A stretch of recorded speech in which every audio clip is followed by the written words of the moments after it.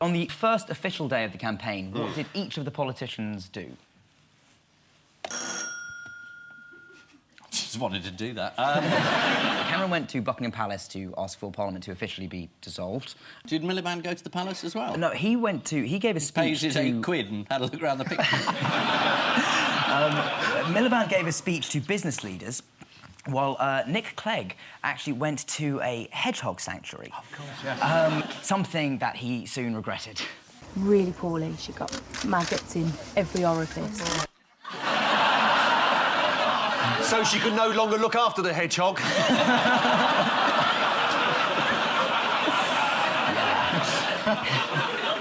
I like these animals. I do. I'm just saying, why do the Liberals choose a hedgehog? And even Mrs Thatcher, do you remember she grabbed a cow? Yeah.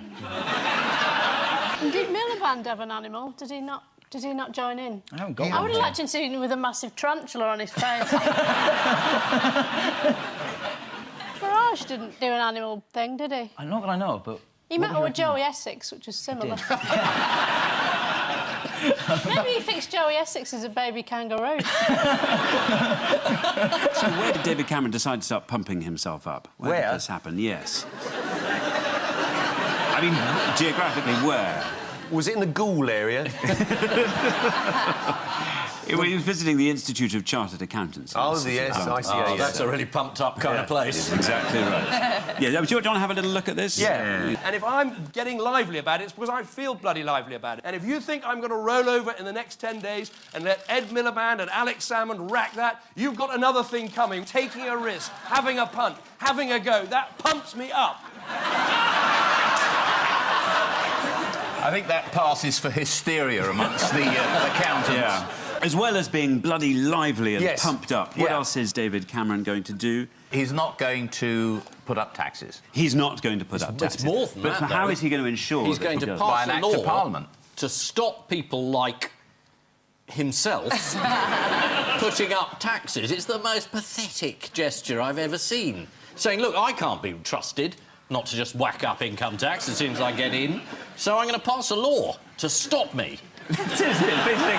Income tax, VAT and national insurance. Yeah. You know, in any government that comes in, historically, the first thing they do is they put up taxes, because they have to. And it's the only year you can do it where you're not worried about the election.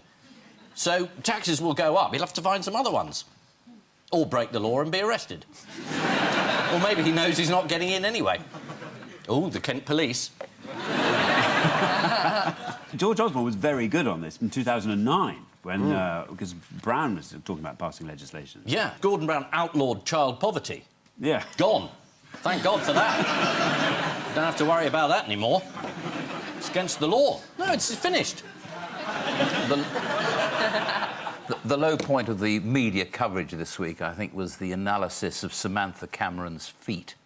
In various newspapers where there was a shot of her with her shoes off, and there were big close-ups, and all the experts were coming in to describe... There's thought there was a slight yellowing of the toenails. Definitely a yellowing, and could have been how caused... high heels were damaging her feet. Was it in the Daily Mail? Was it saying Labour poisons Sam's feet? Which football team does David Cameron support? Aston Villa. Well, he doesn't really know, does he? And he claimed to be an Aston Villa supporter, but then he said this in a speech. Where you can support Man United, the Windies and Team GB all at the same time. Of course, I'd rather you supported West Ham.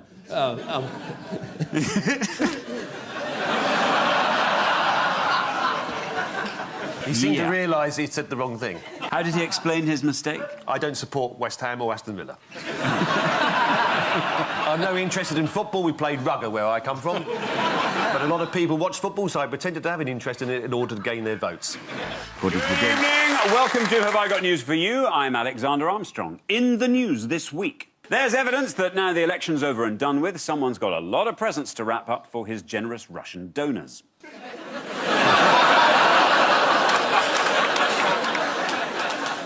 Not to mention all his children.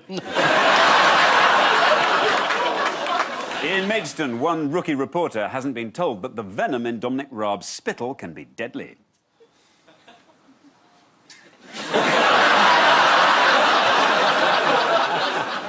And as a last throw of the dice on the campaign trail, Jeremy Corbyn utters the magic words to summon up the legendary beardy man of Barnsley. The Tories have had 9 years to fund our NHS properly.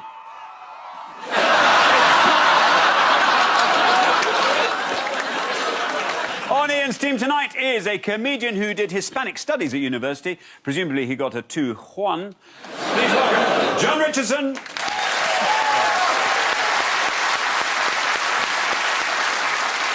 And with Paul tonight is the ex-Tory minister who voted Remain but is backing Brexit. The sort of dithering that may explain why she and Jeremy Corbyn are no longer in politics. Please welcome Nicky Morgan. And we start with the bigger stories of the week. Ian and John, take a look at this.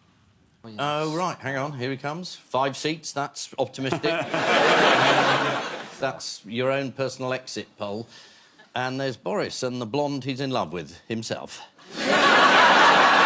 Well, didn't see that coming. Big win for Boris. Silence.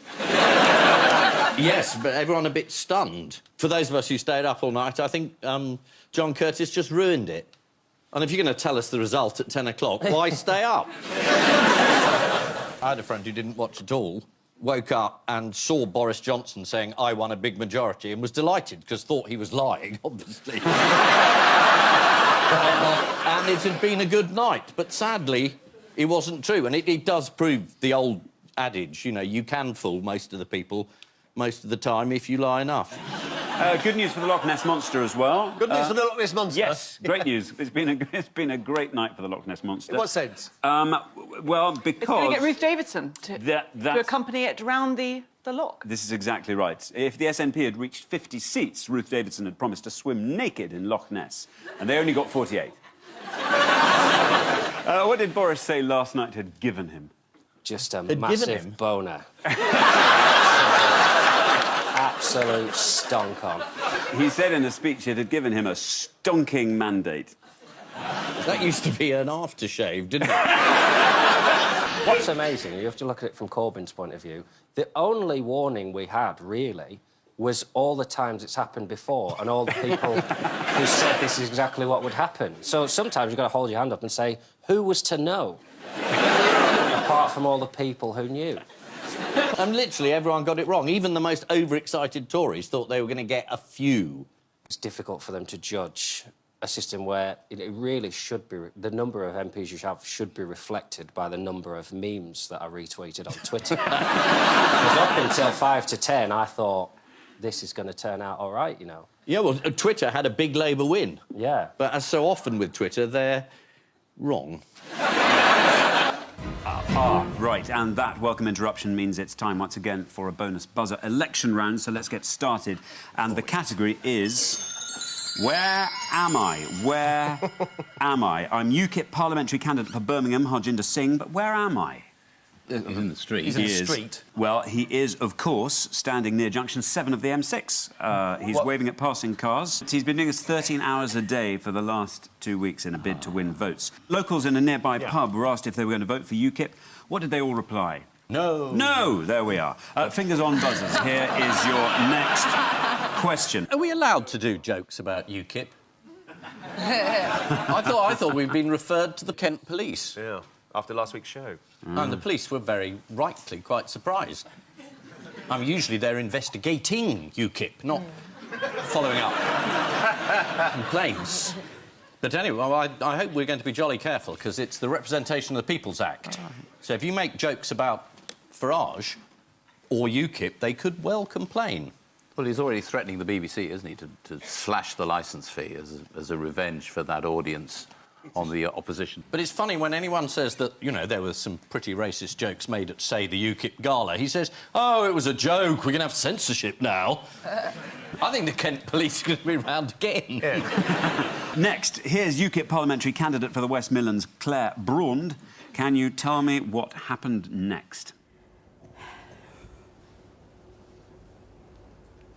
Did she start singing, Let It Go, Let It Go?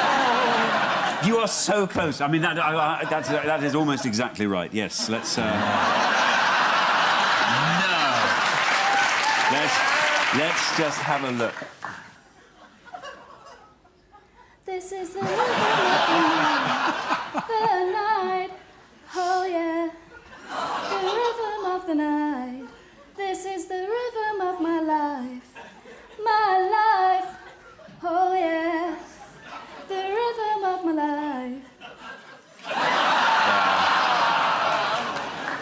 Why?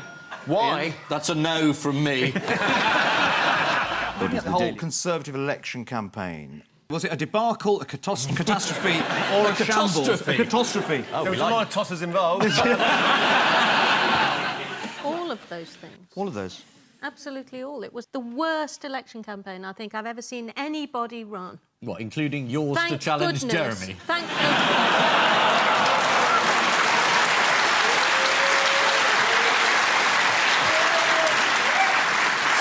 Sue him right now. Mine didn't last as long as this did. No, you... And I didn't have Linton Crosby's extremely expensive advice. No, clearly. Strong and So were you thrilled when the exit poll came out? Did you think, yes, Jeremy, you've proved me absolutely wrong. Well done. I was thrilled. I think everybody was astonished on all sides. And I thought, well, I think I'll get down to the count and see what's going on. Where were you?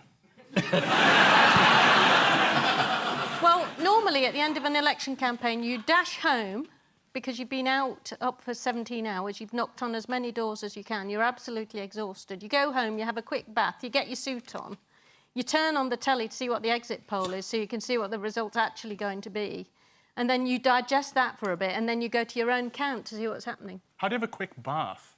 Well, you have to. You have a... Baths take ages. The rest I understood, but the quick... Election result and a massive Tory majority. So now Boris Johnson can get on with his Brexit deal, which he assures us is oven-ready, though he may have to wait before using that oven, as there are a lot of Labour candidates queuing up to put their heads in it. It's the biggest Tory majority since the days of Margaret Thatcher, who, of course, developed the philosophy of Thatcherism, whereas the only ism Boris has produced begins with a J. The Greens lost out in County Durham, where they'd really been banking on getting a vote from David Bellamy.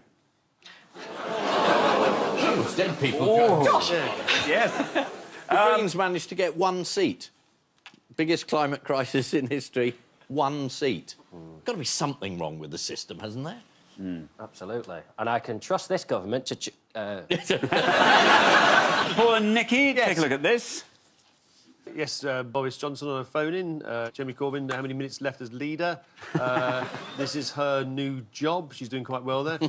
He's about to go a little bit mad. There he is. And that's... Christmas came early. Everything's broken. So, yeah. It's the last week of election campaigning, which really gripped the nation. Yeah, absolutely. I was gripped. Evidenced by this clip. Yeah. Are you excited? No, not a bit. That could have been me. Where did Boris begin his final day of campaigning? He was delivering milk in, I was going to say Leeds, but I could be wrong. Yorkshire. Let's just say Yorkshire. Let's have a look. Hi. Hello, good morning. Morning. Mrs. Moller. Are you Mrs. Moller? Yes, yes. Hello, good Oh, morning. I didn't realise there was over this many people. I've come to... Matt, look, who's I've here? come to deliver your milk, Mrs. Moller. How many pints, missus? Is your husband in?